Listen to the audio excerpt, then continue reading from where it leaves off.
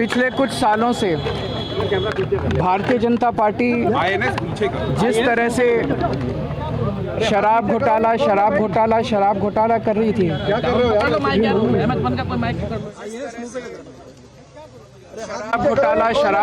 शराब घोटाला कर रही थी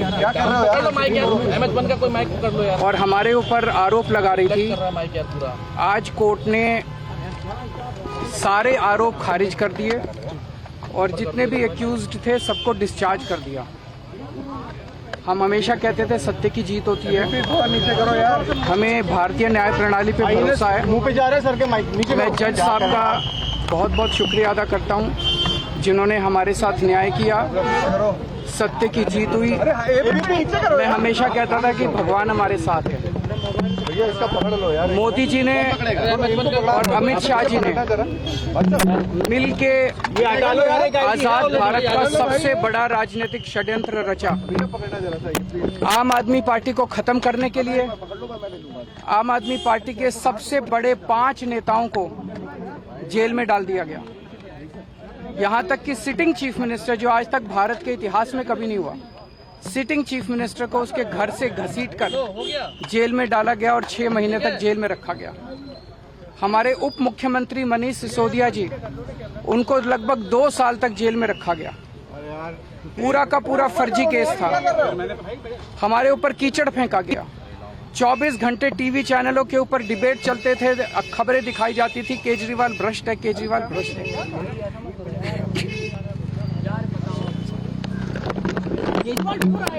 अरे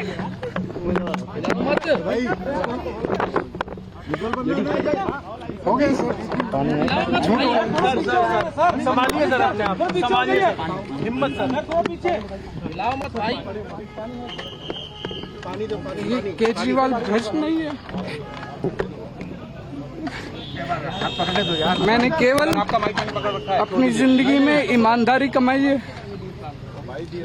इन्होंने झूठा केस लगाया और आज ये साबित हो गया। कोर्ट ने कहा है कि केजरीवाल कट्टर ईमानदार है, मनीष सिसोदिया कट्टर ईमानदार है, आम आदमी पार्टी कट्टर ईमानदार है। मैं प्रधानमंत्री जी से कहना चाहता हूं, सत्ता के लिए इस तरह से खिलवाड़ मत कीजिए देश के साथ, इस तरह से संविधान के साथ खिलवाड़ मत कीजिए। आपको सत्ता चाहिए, अच्छे काम कीजिए। आज देश के सामने इतनी बड़ी बड़ी समस्याएं हैं, महंगाई है, बेरोजगारी है, पूरे देश में सड़कें टूटी पड़ी है, चारों तरफ पोल्यूशन ही पोल्यूशन हो रहा है, चारों तरफ देश में इतनी समस्याएं हैं। उन समस्याओं का समाधान करके सत्ता में आइए ना।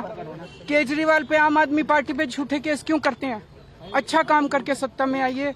इस तरह के झूठे केस करना और 24 घंटे विरोधियों के, विपक्षियों के खिलाफ ऊट पटांग के केस करना, उनको जेल में डालना, ये एक प्रधानमंत्री को शोभा नहीं देता। इससे देश आगे नहीं बढ़ेगा। देश आगे तब बढ़ेगा जब जनता की समस्याओं का समाधान किया जाएगा। आज एक बार फिर गर्व हो रहा है देश के संविधान पर, बाबा साहब अम्बेडकर पर, जिन्होंने इतना शानदार संविधान दिया और सत्य की जीत हुई है। सर सीबीआई के ऊपर भी सर मनीष सर। तो देखिए ये बड़ी खबर, और आप सुन रहे थे किस तरह से दिल्ली के पूर्व मुख्यमंत्री अरविंद केजरीवाल आज पत्रकारों से जब मुखातिब हो रहे थे, बात कर रहे थे, तो वो भावुक हो गए और मीडिया के कैमरों के सामने रोने लगे। अरविंद केजरीवाल, उन्होंने कहा कि देश के संविधान पर उन्हें गर्व है, लेकिन भारतीय जनता पार्टी पर वो हमलावर भी नजर आए और उन्होंने कहा कि झूठे केस लगाए गए हमारे ऊपर और हमारी ईमानदारी पर सवाल उठाए गए, जबकि अरविंद केजरीवाल कट्टर ईमानदार है। हमें इस देश की न्याय प्रणाली पर भरोसा है, संविधान पर गर्व है। ये देखिए उस दौरान की तस्वीरें आपको दिखा रहे हैं। उन्होंने जिक्र किया कि कैसे इस घोटाले के आरोप लगाकर सिटिंग सीएम को जेल में डाल दिया गया। ये तस्वीरें देखिए। खबरें दिखाई जाती थी केजरीवाल भ्रष्ट है, यार बताओ, केजरीवाल ढूंढ रहा है यार, तुम कहां गए यार?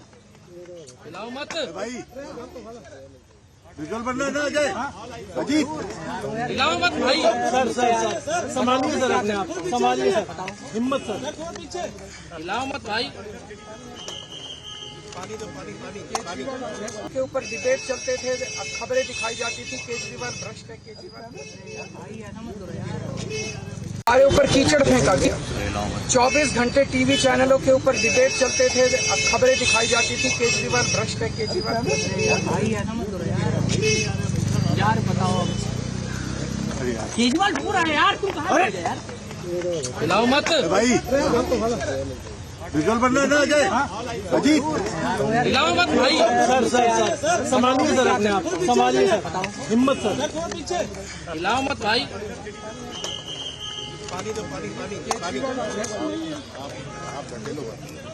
इस वक्त हमारे साथ अनुराग ढांडा जुड़ रहे हैं, आम आदमी पार्टी के प्रवक्ता हैं। अनुराग, आज न सिर्फ अरविंद केजरीवाल, न सिर्फ मनीष सिसोदिया, बल्कि सभी आरोपियों को इस केस में बरी कर दिया गया। अरविंद केजरीवाल को हम सुन रहे हैं, उन्होंने कहा कि सत्ता बदलने के लिए साजिश हुई, आम आदमी पार्टी के खिलाफ झूठे आरोप लगाए गए। सवाल तो यह है कि क्या शराब घोटाला हुआ ही नहीं था फिर? आज सच की बहुत बड़ी जीत हुई है और भारतीय जनता पार्टी की साजिश पूरी तरह से एक्सपोज हो गई है कि किस तरह से एक पॉलिटिकल राइवल जिसको वो कंट्रोल नहीं कर सकते थे, जिनकी पॉलिसीज उनसे बेहतर थी, अरविंद केजरीवाल की ईमानदारी के पूरे देश में आज भी उदाहरण दिए जाते हैं, और ऐसे व्यक्ति को मैलाइन करने की कोशिश, उनको झूठे केस में फंसा करके सत्ता हासिल करने की कोशिश, ये आज पूरी तरह से बेनकाब हो गई है। अरविंद केजरीवाल जी हमेशा ये कहते थे उनको कानून पर पूरा विश्वास है और भगवान पर भी पूरा विश्वास है।